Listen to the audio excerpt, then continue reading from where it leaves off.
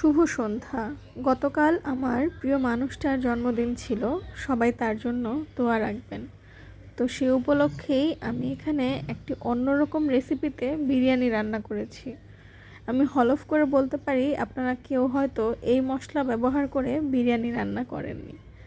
প্রথমেই আলুগুলোকে একটু জর্দার রং আর লবণ দিয়ে মাখিয়ে রেখেছিলাম, আর প্যানে ভেজে নিয়েছি পেঁয়াজের বেরেস্তা। এখন আলুগুলোকে এপিট ওপিট করে উল্টিয়ে লাল লাল করে ভেজে তুলব।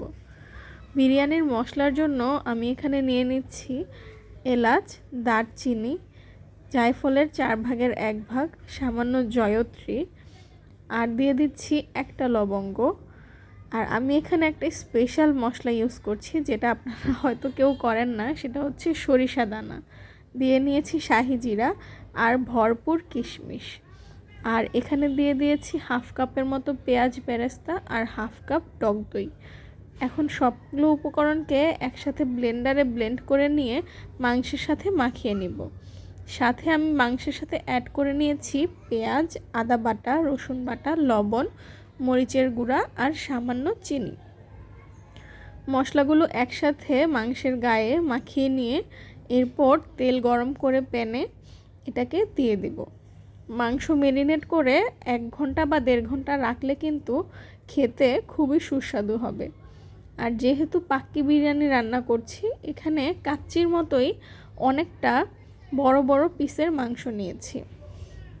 আপনারা কে কে রান্নায় বিরিয়ানির মশলা ছাড়া নিজে বানিয়ে বিরিয়ানি রান্না করেন সেটা জানাবেন কিন্তু কমেন্টে। এই তো মাংসটাকে এখন অল্প আঁচে দীর্ঘ সময় ধরে কষতে দিতে হবে। আর এখানে আমি পাক্কির পোলাওয়ের জন্য রান্না করা 3 কাপ পোলাওয়ের চাল ধুয়ে নিয়েছি। 3 কাপ পোলাও রান্নার জন্য আমি এখানে প্রায় 6 কাপ ফুটন্ত গরম পানি দেব। আমাদের মাংস কিন্তু এখনও সেদ্ধ হয়নি, যেহেতু বড় বড় টুকরোর মাংস, তাই সেদ্ধ হতে একটু সময় লাগবে। আর বিরিয়ানিতে কাঁচামরিচের ফ্লেভার কিন্তু খুবই ভালো লাগে। এই তো মাংস রান্না শেষ। আর পোলাওয়ের রেসিপির জন্য আমার আগের একটা ভিডিও আছে, সেটা দেখে নেবেন কাইন্ডলি। ভিডিওটা অনেক বড় হয়ে যাচ্ছিল, তাই পোলাও রান্নার রেসিপি দেয়নি। এখন আমি লেয়ারিং করে নিচ্ছি।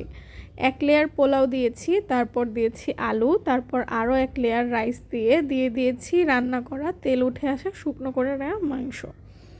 এরপর দিয়েছি ঘি, কিশমিশ, আলু বোখরা আর পেঁয়াজের বেরেস্তা।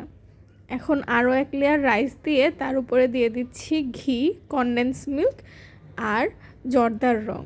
আপনারা কে কে বিরিয়ানির লেয়ারিংয়ে কনডেন্স মিল্ক ইউজ করেন সেটা কিন্তু আমাকে জানাতে ভুলবেন না। এই তো রেডি হয়ে গেল। সবাই দোয়া রাখবেন। ভালো লাগলে লাইক, কমেন্ট, শেয়ার করে দেবেন।